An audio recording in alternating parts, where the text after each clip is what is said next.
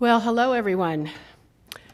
My name is Catherine McWillie. I am the founder and CEO of Custody Calculations, Calendars, and Orders, a public benefits corporation. I will be presenting on homicides, murder, suicides, and abductions, why threat assessments and safety plans are necessary in parental alienation cases. In this presentation, we'll cover 4 critical areas.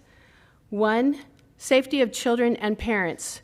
Threats versus warnings. 3, early identification of risk factors. 4, threat assessments and safety plans. A packet will be distributed either during the presentation or afterwards that contains an expanded narrative of the script, incorporating additional material for a much broader understanding of the subject matter that exceeds the 20 minutes for the presentation. Electronic copies will also be available by email if you do not get a packet. As both a law enforcement officer with the Los Angeles Police Department for 24 years and a custody consultant and divorce coach for the past 16 years, I provide my clients with over 40 years of specialized expertise in family law. I conduct threat assessments from the onset of a parent contacting me until the last day of the case, regardless of where that case is in the process. I took for granted that this was a service that was provided by other divorce professionals. It has become clear to me that with few exceptions, that is not the case, which prompted me to speak out on this issue along with what I had witnessed as a law enforcement officer. With that said, let's begin. Headlines around the country and internationally have taught us the harsh lesson that we are underestimating the safety of children and families involved in parental alienation cases. When are things said in anger just that, and when are they warnings? When are the words, "you will never see your child again," an idle threat spoken, and frustration? When is it a warning that a parent intends to harm a child or the other parent? So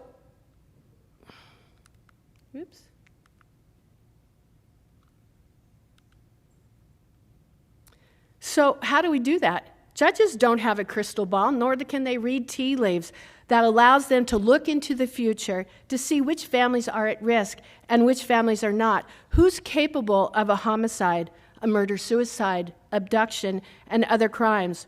What are the warning signs when the risk might turn deadly? To that end, the Office of the Juvenile Justice Department in 2001 funded 4 separate research projects aimed at preventing family abductions by examining what types of parents abduct their children and how to determine which children are at risk for abduction by a parent or even a family member. The research project included 4 studies: a documentary study, a criminal sanctions study, an interview study, and an intervention study. Details of the 4 studies are included in the packet. I will address recommendations made by the Juvenile Justice Department, including actions I have identified and use to assist my clients in dealing with parental alienation. The Juvenile Justice Department identified 6 profiles for early detection on the risk of parental abduction of a child. These risk factors, however, are equally applicable to homicides as well as murder, suicides, and other crimes, and should be considered in addressing whether a threat assessment and safety plan are applicable to a family. Profile 1, when there has been a prior threat or an actual abduction. When a parent has made credible threats, has committed numerous violations of court orders, usually involving withholding visitation, the conflict between the parents is heightened. This results in the likelihood of further escalation of custody violations. When other risk factors are present, they are general indicators of an imminent threat to the child and or the other parent. The Juvenile Justice Department went on to say that contempt filings, and this is really important, contempt filings are one of the few ways that a parent can try to provide stability to the schedule and other custody issues to the family unit. Further, that the enforcement is also a deterrent that can act to stop the escalation of additional violation of court orders. Let that statement sink in for a minute, because that's the opposite of just how our family law court functions, because violation of court orders are rarely enforced.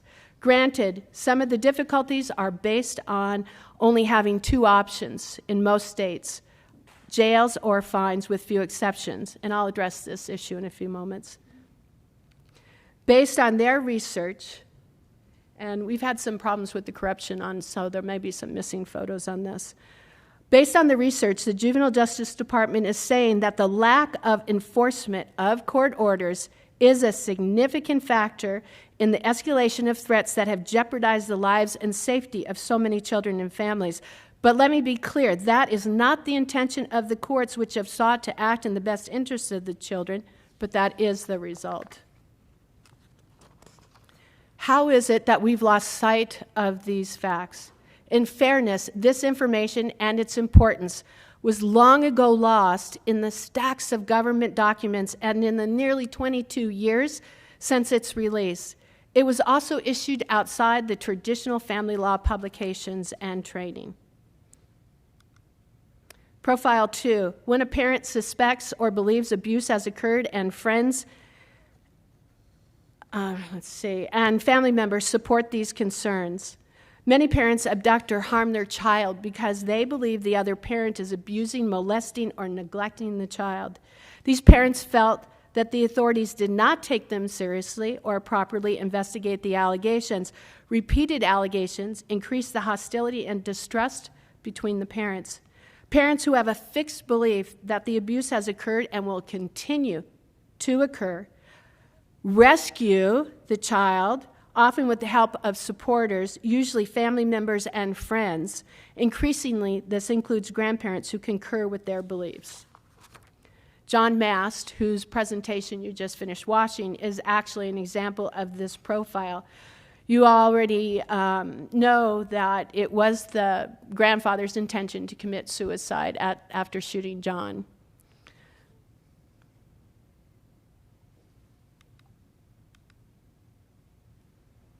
When a parent is paranoid or delusional, although only a small percentage of parents fit this profile, these parents present the greatest risk of physical harm or death to the child and or the other parent. Parents who fit the paranoid profile hold markedly irrational or psychotic delusions that the other parent will definitely harm them or the child.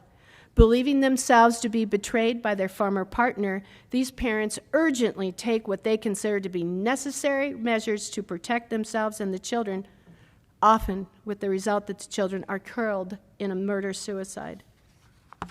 I'm sorry, I'm reading a little bit faster and presenting a little bit quicker than I usually do to get this all in for 20 minutes. Okay, an example of this is a 30-year-old mother. Her name is Liliana. She stabbed and killed all three of her children, who were only a 3-year-old, Johanna, 2-year-old Terry, and a 6-month-old Sierra, on April 10, 2021 in Los Angeles. The mother said she did this to save them from the abused by the father, who she believed was part of a pedophile ring. Gort had awarded the father custody of the children. He requested law enforcement to respond, who were not available to assist. By the time the father could make arrangements for the exchange, it was already too late. The children were already dead. The father had requested a mental health evaluation of the mother, which the courts declined to grant. Sociopathic parents, profile number 4, when a parent is severely sociopathic. Sociopathic parents are characterized by a long history of flagrant violations of the law and contempt for any authority, including the legal system and the family law courts. Their relationships with other people are self-serving, exploitive, and highly manipulative. Consequently, they often use the child as instruments of revenge or punishment or as trophies in their fight with their former partner. Sociopathic parents have no qualms about continuing controlling and abusive behavior, abducting their children, or harming their children, nor do they believe they should be punished for their actions. An example of this scenario is a 19-year-old daughter who was given the ultimatum by her father: help her kill her mother or risk him taking his own life. The daughter, Carrie, says her father, 47, told her he couldn't afford to pay child support to his ex-wife anymore. The former couple had 3 daughters, one a minor who was still living with the mother. The father's solution? To kill the ex-mother and eliminate his financial problems. The daughter ultimately chose her father, driving him from his hotel to the mother's home. After the father strangled the ex-mother, he asked his daughter to help him stage the scene as a suicide. Both the daughter and the father were convicted. Profile number 5. When a parent who is a citizen of another country ends a mixed culture marriage. Parents who are citizens of another country or who have dual citizenship with the United States and who have strong ties to their extended family in the country of origin have long been recognized as potential abductors. The risk of abduction is especially acute at the time of parental separation and may need to return to their ethnic or religious roots to find emotional support and reconstitute a shaken self-identity. If you're unfamiliar with the Hague Treaty, it's an agreement involving 118 countries to return abducted children to their country of origin. Unfortunately, the treaty has nearly a 77% failure rate, which means that it's only successful in 23% of the cases. Most parents are unable to sustain the high cost of attorneys in the country of origin, as well as the country where the children have been abducted to. This makes it nearly impossible to retrieve children abducted internationally in all but a very few cases. It's precisely the reasons that family law needs to be proactive and to interfere, obstruct, and block as many of these cases in advance as possible. And identification of possible abductions and obstructions is actually much easier than you realize. Risk factors can be identified in a few questions. Again, as you may realize, I'm speaking rather quickly to get through all of this, so I will not be covering profile number 6. Okay, there are more than 40 data points. This is now going into some of the assessment tools that I use for assessing the threat.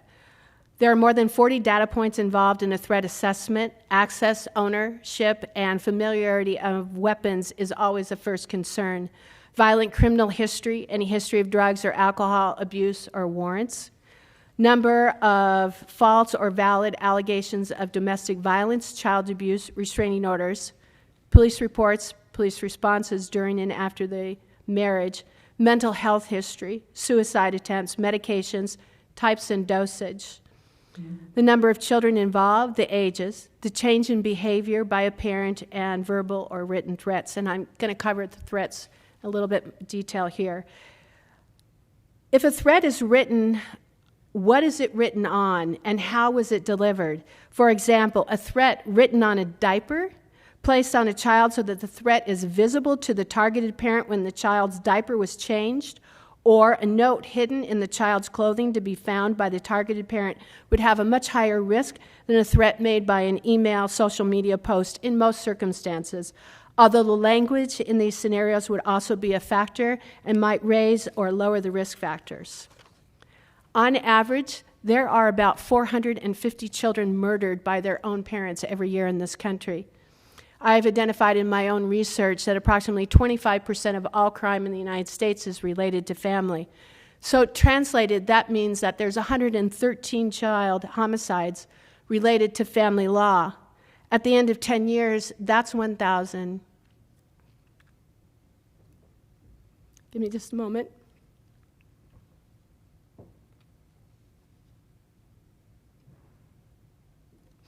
$1,113. In 20 years, that number is going to explode to 2,260 children who died simply because their parents got divorced. And if that's only if that number doesn't increase, which at minimum it will increase to 3,000 based on my experience as a law enforcement officer. So many young lives lost, aren't we all ready to say enough, even just a little bit? And I'm a little behind here.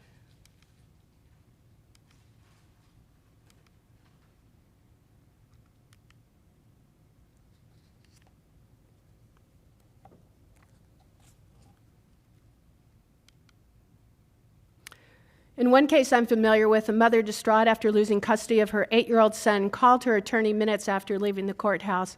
Whatever she said to her attorney scared him enough that he contacted the police and requested that they respond to the residence to ensure the safety of the child. The officers were swayed by the calm presentation of the mother, who was a therapist, and gave her permission to enter the residence while they waited outside for the father, who was also responding to the residence. Just as the father arrived and was standing at the front door, he heard 3 gunshots ring out. He knew instantly what happened. What the police were unaware of was that the mother had a handgun in the residence. Herself a prior law enforcement officer, she still had her service weapon. She shot her 8-year-old son and then turned the gun on herself in a murder-suicide. The father, Rod McCall, wrote the book For the Love of Eric in an effort to deal with his grief over the loss of his son and heal. Rod helps other parents whose children have been murdered by speaking out at conferences. He seeks to bring attention to the tragic loss that he and other parents pay in the ultimate act of retribution and revenge in PA cases, when precautions are not taken, but instead are dismissed. A threat assessment might have identified this risk in advance, and precautions could have been taken to keep the mother in court in an alternative location while the closest law enforcement agency was dispatched to take Eric into custody. The father could have then safely picked up his son at the police station. Whatever the option, and there are several in these scenarios, it would have saved Eric's life and many other children over the years. Would have, could have, should have, but we don't. When I put this in the presentation, I was unaware that Eric's father was going to be here. Rod, would you stand up?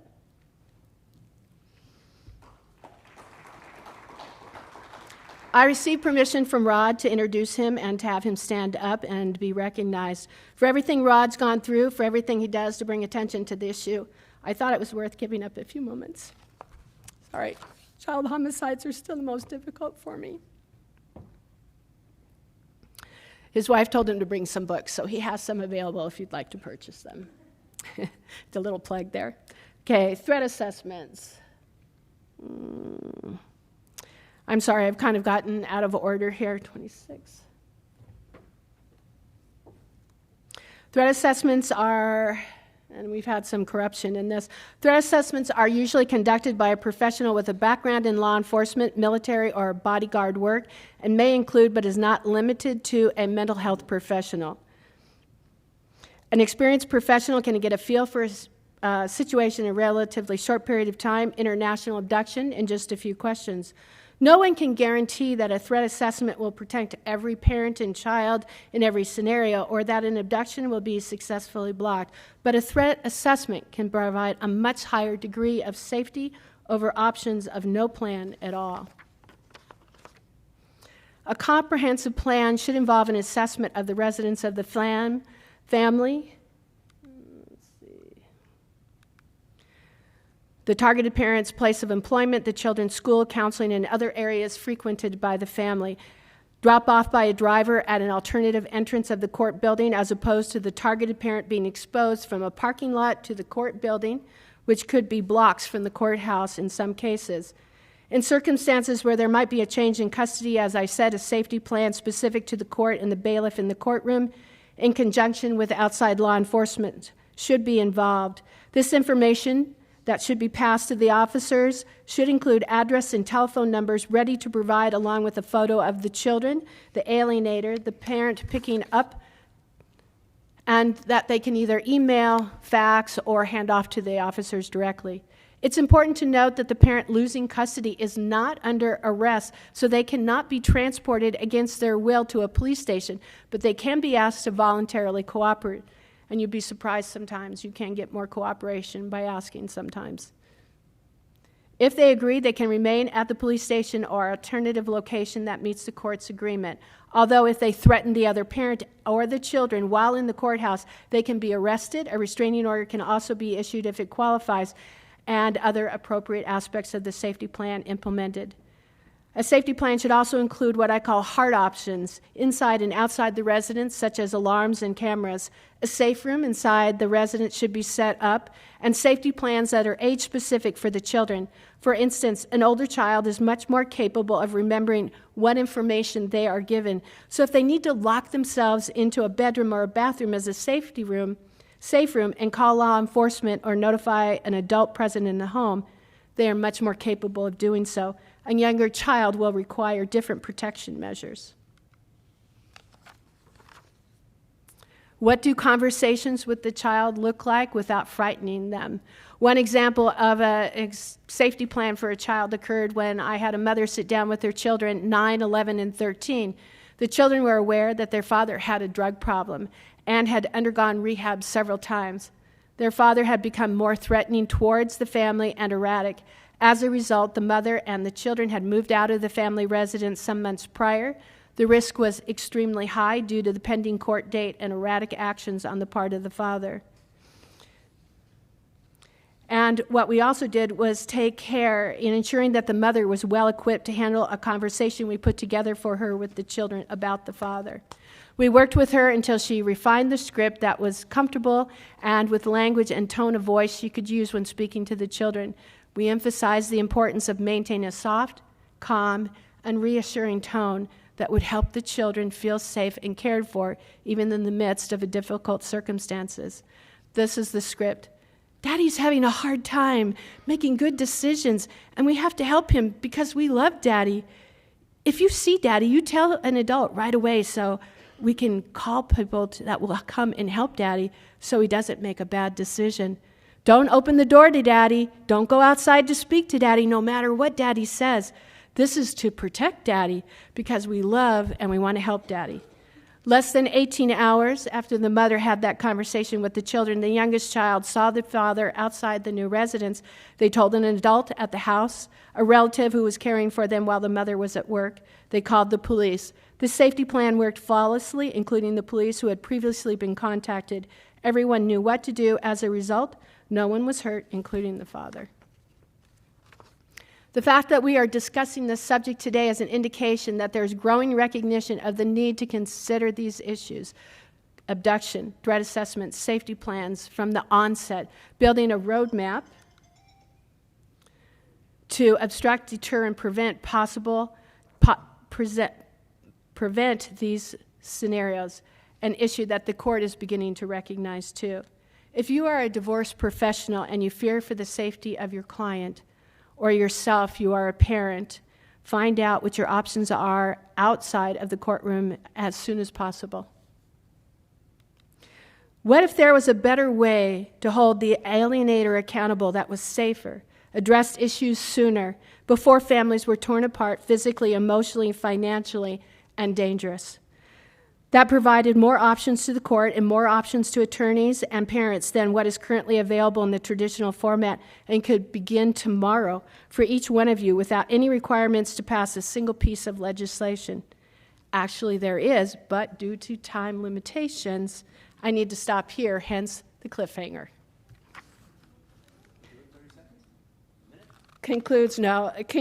Okay, so this concludes my presentation, so I'm going to open it to Q&A. I think I'm under the... I thought you said you wanted to finish and give my... No, that's the cliffhanger. Another presentation. Yeah, that's a deliberate one. Okay, did I use the 20 or do we... Oh, okay, I'm sorry, folks, not available for questions right now, but you can certainly approach me. I'd be happy to spend any time with anyone that I can.